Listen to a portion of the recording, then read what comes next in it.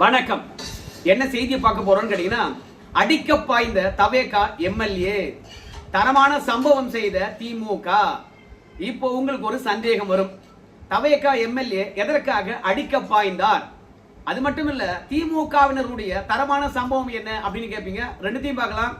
ஆனா இன்னும் சில பேர் ஒரு சந்தேகத்தை எழுப்புவாங்க, அவைக்குள்ள அதிமுகவினர் இருந்திருப்பாங்க, அவங்க என்ன பண்ணாங்க அப்படின்னு கேட்பீங்க. சோ அதையும் நம்ம சேர்த்தே பார்க்கலாங்க. ஆனால் அதற்கு முன்பாக இதுவரைக்கும் நம்ம சேனலை நீங்க சப்ஸ்கிரைப் பண்ணவே இல்லையா அப்படின்னா சப்ஸ்கிரைப் பண்ணிக்கங்க, கொஞ்சம் சப்போர்ட் பண்ணுங்க.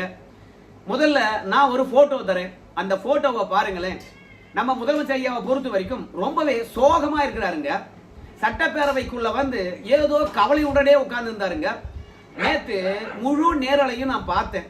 எந்த தருணத்திலும் சரி நம்ம முதலமைச்சர் ஐயா அவருடைய முகத்துல சிரிப்பையே பார்க்க முடியலங்க. அது மட்டும் இல்ல, பேசுகின்ற பொழுது கூட தட்டு தடுமாறி தாங்க பேசினாரு.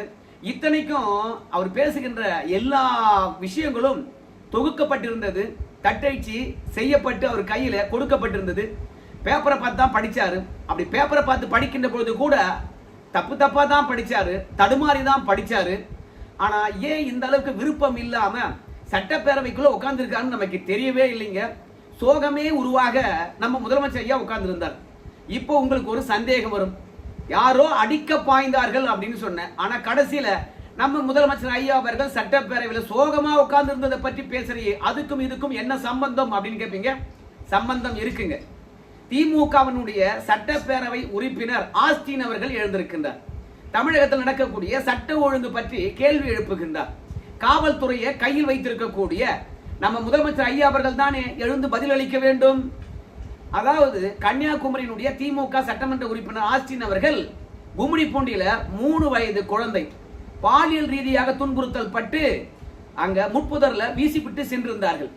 அதே மாதிரி கோயம்புத்தூர் சூலூர்ல 10 வயது சிறுமி பாலியல் ரீதியாக கொடுமைப்படுத்தப்பட்டு குளக்கரையில சிதைக்கப்பட்டு வீசி எறிந்து விட்டு சென்றிருந்தார்கள். இப்படி அனுதினமும் குறைந்தபட்சம் 10 பெண்களுக்காவது பாலியல் ரீதியான துன்புறுத்தல்கள் நடக்கிறது. பாதுகாப்பு என்பதே கேள்விக்குறியாகிறது. நீங்க சிங்க பெண்கள் படைய போட்டீங்க, அதனால என்ன பயன்? அது மட்டும் இல்ல, நல்ல எபிசியன்டான ஆபீசர்களை போட்டிருக்கோம் அப்படின்னு முதலமைச்சர் சொன்னாரு. ஆனா அந்த மாதிரி ஆபீசர்கள்லாம் நியமித்த பிறகு கூட தினந்தோறும் பாலியல் வன்புணர்வுகள் நடக்குது இல்லையா, பெண்களுக்கு எதிரான கொடுமைகள் நடக்குது இல்லையா, இதை பற்றியெல்லாம் நம்ம முதலமைச்சர் அவர்கள் விளக்கம் அளிக்க வேண்டும் அப்படின்னு ஆளுநர் உரைக்கு நன்றி தெரிவிக்கின்ற தீர்மானத்தில் பேசிய கன்னியாகுமரியினுடைய சட்டமன்ற உறுப்பினர் கேள்வி கேட்கின்றார். நம்ம முதலமைச்சரை பொறுத்த வரைக்கும் எந்த பதிலும் அளிக்கவில்லை, அமைதியா இருக்கின்றார். அந்த தருணத்துல திமுகவினுடைய முன்னாள் அமைச்சர் எஸ் சிவசங்கர் அவர்கள் எழுந்திருக்கின்றார். என்னங்க, அவருடைய துறை சார்ந்த கேள்வி கேட்கின்றோம், முதலமைச்சர் பதில் அளிக்கலையே, நம்ம முதலமைச்சரை பொறுத்த வரைக்கும் மௌன புரட்சி செய்கின்றாரோ அப்படின்னு சொன்னாங்க. அவர் என்ன பேசவே மாட்டாரா அப்படின்னு கேட்க உடனடியாக நம்முடைய அர்ஜுனா அமைச்சர் அவர்கள் எழுந்திருக்கிறாங்க. அவர் எழுந்து முதலமைச்சர் சொல்ல வேண்டிய பதில சொல்ல வருகின்றார். அப்ப திமுகவினரை பொறுத்த வரைக்கும் முதலமைச்சரை பேச சொல்லுங்க. நீங்க என்ன முதலமைச்சரா, இல்ல காவல்துறைக்கு நீங்க தான் தலைவரா, சட்ட ஒழுங்கை நீங்க தான் பாக்குறீங்களா, நீங்க ஏங்க பதில் அளிக்கிறீங்க? சட்ட ஒழுங்கை பற்றி நாங்க யாரை கேட்கிறோமோ அதுக்கு பொறுப்பானவர்கள் தாங்க பதிலளிக்கணும், நீங்க பதிலளிக்க கூடாது அப்படின்னு எதிர்ப்பு தெரிவிக்கின்றார்கள். அப்படி எதிர்ப்பு தெரிவிக்கின்ற பொழுது ஆதவர்ஜன் அவர்கள் என்ன சொல்றான்னு கேட்டீங்கன்னா, எங்க முதலமைச்சர் பேசுகின்ற போது பேசுவாரு அப்படின்னார். எங்க முதலமைச்சர் உங்களுடைய ஊழலை பற்றி பேசுனதுடைய காரணமாகத்தான் நீங்க ஆட்சி விட்டே போயிருக்கிறீங்க. அவருடைய பேச்சின் வலிமையை தெரிந்து கொண்டீர்களா? 10 நிமிஷம் தான் குளத்தூர்ல வந்து பேசினார். உங்க தலைவர் தோத்து போயிட்டார், அதனால பேச வேண்டிய இடத்துல எங்க தலைவர் சரியா பேசுவாரு, இப்போதெல்லாம் பேச மாட்டாரு அப்படின்னு ஆதவர்ஜனா சொல்ல உடனடியாக திமுகவினர் பொறுத்த வரைக்கும் எழுந்து கூச்சல் போட ஆரம்பித்து விட்டார்கள். அதுலயும் ஏன்னு திமுகவினர் கத்துனாங்க. ஏன் கத்துனாங்கன்னு கேட்டீங்கன்னா, அவைக்குள்ள இல்லாத ஒரு நபரை பற்றி எதற்காக தேவையில்லாம ஆதவர்ஜன் அவர்கள் பேசணும், வெற்றி பெற்று விட்டோம் என்ற ஒரு திமுரா. அதனால திமுகவினரை பொறுத்த வரைக்கும் ஆதவர்ஜன் அவர்கள் பேசினதுக்கு எதிர்ப்பு தெரிவித்தார்கள். அது மட்டும் கிடையாது, சட்டமன்றத்தில் திமுகவினர் சொன்ன இன்னொரு விஷயம் தவேகாவினரை ரொம்பவே கோபப்படுத்தியது. என்னன்னா, திமுகவும் தவேகாவும் ஓரளவுக்கு தான் வாக்கு வித்தியாசம் இருக்கிறது. ரொம்ப ஓஹோன்னு வாக்கு வித்தியாசத்துடன் தவேகாக்காரங்க வெற்றி பெற்று விட்டார்கள் என்றெல்லாம் சொல்லக்கூடாது. உங்களுக்கும் எங்களுக்கும் எவ்வளவு வாக்கு வித்தியாசம்? 2 லட்சம் இருக்குமா? அதை வச்சுக்கிட்டு நீங்க வெற்றி பெற்று விட்டீர்கள், நாங்க தோல்வி அடைந்து விட்டோம் எல்லாம் பேசாதீங்க. நாங்க எப்போது வேண்டுமானாலும் வெற்றி பெறுவோம். காலச்சக்கரம் மாறிக்கிட்டே இருக்கும், பாத்துக்குங்க. மேல போறவன கீழவும், கீழே போறவன் மேலவனும் வந்தே ஆகணும் அப்படின்னு திமுகவினர் வேதாந்தம் பேசிக்கிட்டே இருந்தாங்க. உடனடியாக தவேகாவினர் இதுக்கு எதிர்ப்பு தெரிவித்தார்கள். 2 பேரும் அந்த பக்கம் இந்த பக்கம் சட்டமன்ற உறுப்பினர்கள் எழுந்து சத்தம் போட, திமுகவினரே நீங்க எதிர்க்கிறீங்களா அப்படின்னு கேட்க, திமுகவினரை பொறுத்த வரைக்கும் எங்க தலைவரை பத்தி எதற்காக ஆதவர்ஜனா பேசினாரு, அவர்கிட்டயா கேள்வி கேட்டோம் அப்படின்னு சொல்ல, உடனடியாக வாங்க மோதி பார்த்துடலாம் அப்படின்னு ராயபுரம் தவேகா எம்எல்ஏ தாமு அவர்கள் வேகமா ஓடி வந்து அடிக்கிற மாதிரி வர, அடிப்பியா பாத்துக்கலாமா அப்படின்னு திமுகவினர் கட்சி கட்ட, பார்த்துலாம் மோதி. ராயபுரம் தாமு அவர்கள் சவால் விட, உடனடியாக 2 பேரையும் சபாநாயகர் அவர்கள் சமாதானப்படுத்த, பிறகு பள்ளி கல்வித்துறை அமைச்சர் ராஜ்மோகன் அவர்கள் எழுந்து, என்னங்கிறது பொது மேடையில பேசுற விஷயங்கள்லாம் வந்து சட்டமன்றத்தில் பேசிருக்கீங்க, நீங்க எந்த டோன்ல பேசுறீங்களோ அதே டோன்ல நாங்களும் சட்டமன்றத்தில் பேசுவோம், நாவடக்கம் தேவை அப்படின்னு ராஜ்மோகன் அவர்கள் சொன்னார்.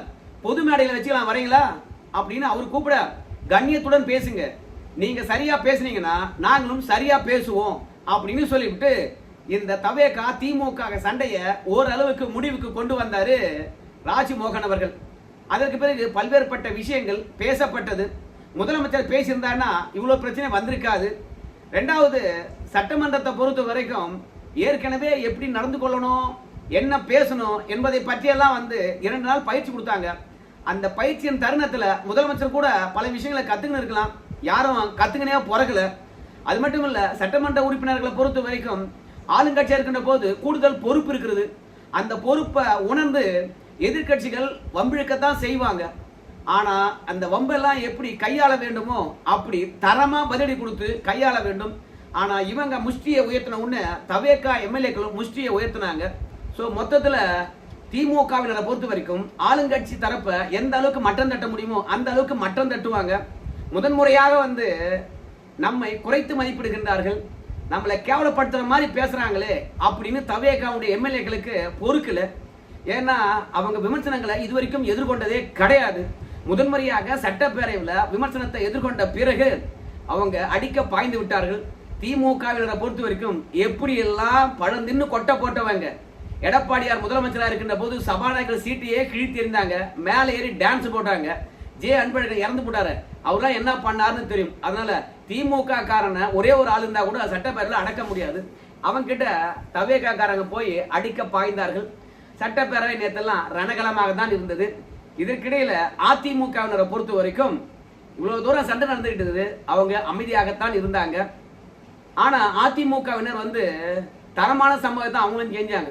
எப்படின்னு பார்க்கும்போது, ஏப்பா சண்டையெல்லாம் போடாதீங்கப்பா, நான் கேட்கிற கேள்வி பதில் சொல்லுங்கப்பா, எப்பொழுதுதான் 2500 ரூபாய் கொடுப்பீங்க, பதில் சொல்லுங்க அப்படின்னு கேட்டாங்க.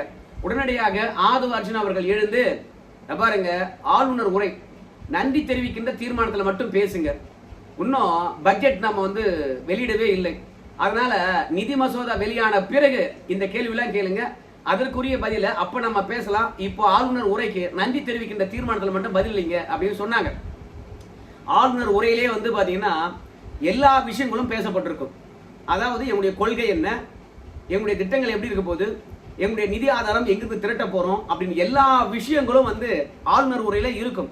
அதனால நீங்க நிறைவேற்ற போகின்ற திட்டங்கள் என்னென்ன அப்படின்னு கேட்பதற்கு பதிலாகத்தான் அதிமுக எம்எல்ஏக்கள் என்ன கேட்டாங்கன்னு கேட்டீங்கன்னா, ஐயா நீங்க கொடுத்த வாக்குறுதி 2500 ரூபாய் எப்ப நிறைவேற்ற போறீங்க அப்படின்னு கேட்டாங்க.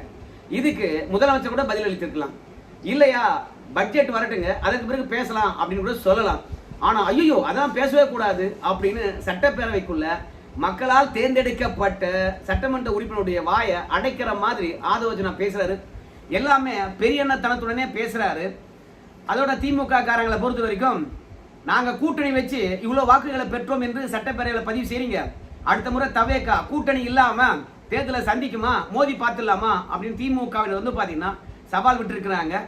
பார்க்கலாம் தவேகாவா திமுகவா என்ற அரசியல் களமானது மாற்ற வேண்டும் என்பதற்காகவே சட்டப்பேரவையில் சண்டை பிடிச்சாங்க. அமைதியாக அதிமுகவினர் இருந்தாங்க. இன்னொரு விஷயத்தை நான் வந்து உங்ககிட்ட சொல்ல வேண்டியதா இருக்கிறதுங்க. நம்ம முதலமைச்சருடைய படத்தை முதல்ல காட்டினல, பார்க்காதவங்க மீண்டும் இந்த படத்தை பாருங்க. இந்த மாதிரி நம்ம முதலமைச்சர் ஐயா அவர்கள் மௌனமாக இருக்கிறார் இல்லையா? இத திமுக எம்எல்ஏக்கள் வந்து பாத்தீங்கன்னா எடப்பாடி பழனிசாமி பேசிக் கொண்டிருக்கின்ற போது பின்னாடி முதலமைச்சர் எப்படி முகத்தை வச்சிருக்காருன்னு சொல்லிவிட்டு கிண்டல் பண்ணி சிரிச்சுக்கிட்டு இருந்தாங்க. ஒரு முதலமைச்சர் மக்களால் தேர்ந்தெடுக்கப்பட்டிருக்கிறவர், அவரை ஏன் இப்படி கிண்டல் பண்ணணும் என்பது பற்றி திமுக செய்கின்ற செயல் நமக்கு புரியல. அது மட்டும் கிடையாது, மேகதாது அணைக்கு எதிரான தீர்மானம் கொண்டு வந்தாங்க. அந்த தீர்மானத்தின் மீது விவாதம் நடந்தது. எல்லோரும் தீர்மானத்துக்கு ஆதரவளித்தார்கள். பிறகு ஆளுநர் உரைக்கு நன்றி தெரிவிக்கின்ற நேரம் எல்லாரும் வந்து கேள்வி கேட்பாங்க. அதுக்கு ஆளுங்கட்சி எம்எல்ஏக்களும் அது மாதிரி அமைச்சர்களும் பதிலளிக்க வேண்டும். ஆனா யாருக்குமே வந்து முறையான பதில் தெரியல. பல அமைச்சர்கள் வந்து அவங்க துறை சார்ந்த கேள்வி கேட்டா கூட அவங்க பதிலளிக்கவே இல்லை. அதுக்கு ராஜ்மோகன் அவர்களும் வந்து மற்றும் நம்முடைய ஆதவர்ஜன் அவர்கள் தான் பதிலளித்தாங்க. மற்றவங்க யாருமே வந்து பதில் அளிக்கவே இல்லை. சோ இப்படி எல்லாரும் தடுமாறுவதும் திமுகவினர் வந்து ஆவேசமாக குரல் எழுப்புவதும் சட்டப்பேரவை நேரலை பண்ண முடியாத ஒரு சூழ்நிலை ஏற்பட்டு போச்சு. அதனால ஆளுநர் உரைக்கு நன்றி தெரிவிக்கின்ற தீர்மானத்திற்கு பிறகு நேரலையானது துண்டிக்கப்பட்டது. உடனடியா மக்கள் எல்லாம் வந்து என்னையா இது, இந்த வாக்குறுதி கொடுத்தான் ஆனா எதையுமே நிறைவேற்ற மாட்டானே. ஏன்னா மக்கள் ஓட்டு போட்டு அதிகாரத்தை கொடுக்குறாங்க. எதற்காக? எங்களுடைய குறைகளை பற்றி சட்டமன்றத்தில் எந்த அளவுக்கு பேசுறாங்க, அது எந்த அளவுக்கு தீர்வு கிடைக்க போகுது அப்படின்ற விஷயத்தை மக்கள் தெரிந்து கொள்ள வேண்டும். அதனால எதிர்கட்சிகள் கேள்வி கேட்பதும் ஆளுங்கட்சிகள் அதற்கான உரிய பதில் அளிப்பதும் மக்கள் தெரிந்து கொள்ள வேண்டும். ஏன்னா இன்னைக்கு எம்எல்ஏவா இருக்கலாம், எம்பியா இருக்கலாம், அப்புறம் அமைச்சர்களா இருக்கலாம், பிரைம் மினிஸ்டரா இருக்கலாம், முதலமைச்சரா இருக்கலாம், யாரா இருந்தாலும் சரி மக்கள் வரி பணத்துல சம்பளம் வாங்குறாங்க. சம்பளம் கொடுக்குறவன் எஜமான் தானே. அப்போ நம்ம தொழிலாளிகளை பொறுத்த வரைக்கும் என்ன வேலை பார்க்கறாங்க அப்படின்னு பார்க்க ஆசைப்படுவாங்கல்ல. அதனால ஓட்டு போட்டு செலவழிக்க பணமாக வரியும் கட்டி அவங்களை அனுப்பி வைக்கிறாங்க. ஆனா சட்டமன்றத்துல போய் அவங்க என்ன பண்றாங்கன்னு தெரியாத அளவுக்கு நேரலையை கட் பண்ணிடுறாங்க. மக்களுக்கு, அதாவது ஓட்டு போட்ட மக்களுக்கு ஒண்ணுமே தெரிய மாட்டேங்குது. சோ இது வந்து பாத்தீங்கன்னா பெரிய சர்ச்சையாச்சு.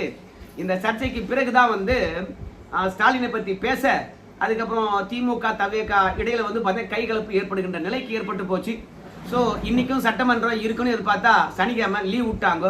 அதனால எஸ் சிவசங்கர் திமுகவுடைய அமைச்சர் வெளியே வந்து பேட்டியளித்தார். அப்படி பேட்டியளிக்கின்ற போது தவேகாவினுடைய அமைச்சர் பெருமக்களுக்கும் சபாநாயகருக்கும் ஒரு வேண்டுகோள் வச்சார். என்ன தெரியுமா? எங்களுடைய எதிர்கட்சி தலைவர் 21ஆம் தேதி சட்டப்பேரவை உரையாற்ற போறாருங்க. அவர் ஏற்கனவே வந்து நம்பிக்கை வாக்கெடுப்பின் போது உரையாற்றினார். அப்ப சிறப்பா பேசினாரு, மக்களே நல்ல வரவேற்பு கிடைத்தது. அதே மாதிரி ஆளுநர் உரைக்கு நன்றி தெரிவிக்கும் தீர்மானத்தில் எதிர்கட்சி தலைவர் இருக்கக்கூடிய எங்க உதயநிதி ஸ்டாலின் அவர்கள் பேச போறார். தயவு செய்து அந்த நேரத்தில் நேரலையை காட்டுங்க. நீங்க கொடுத்த வாக்குறுதிப்படி முழு நேரலை காட்டவில்லை என்றால் கூட எதிர்கட்சி தலைவராக இருந்து அவரு என்ன பேசுறார் என்பதை பற்றி மக்கள் தெரிந்து கொள்ளட்டும் அப்படின்னு வேண்டுகோள் வச்சிருக்காரு. அதனால உதயநிதி ஸ்டாலின் அவர்கள் பேசுறத நேரலை பண்ணுவாங்களா? இல்ல உதயநிதி ஸ்டாலினை பொறுத்த வரைக்கும் நம்ம முதலமைச்சரை டம்மி ஆக்குற மாதிரியே பேசுறாரு, கேள்விகளை சரமாரி அடுக்கிறாரு. உதயநிதி ஸ்டாலினுக்கு ஒன்னும் தெரியலனா கூட எழுதி கொடுத்தத அழகா உள்வாங்கி கொண்டு சூப்பரா படிக்கிறாரு. அது போல கூட நம்ம முதலமைச்சரால உள்வாங்கி கொண்டு பேச முடியல, தடுமாறாரு, மௌனமா இருக்கிறாரு. அதாவது திரைப்படத்துல அவர் காட்டின மாஸ் மூமெண்ட் எல்லாம் வந்து சட்டமன்றத்துல இல்லாமையே போச்சு. அதனால முதல்வருடைய செயல்பாடுகள் தான் பெருமைப்பட இருக்கணும். ஆனா எதிர்கட்சியுடைய செயல்பாடுகள் பெருமைப்பட இருந்தா, மக்கள் கவனம் ஈர்க்கிற மாதிரி இருந்தா எப்படி காட்டுவாங்க? அதனால நம்ம உதயநிதி ஸ்டாலின் அவர்களுடைய எதிர்கட்சி தலைவராக இருந்து 21ஆம் தேதி உரையாற்ற போகின்ற உரையை நேரலை பண்ணுவாங்களா அதுன்னு தெரியல. ஏற்கனவே கைகலப்பு வரைக்கும் போயிருக்குது. 21ஆம் தேதி என்ன நடக்குதுன்னு பொறுத்து வந்து பார்க்கலாங்கோ. நன்றி.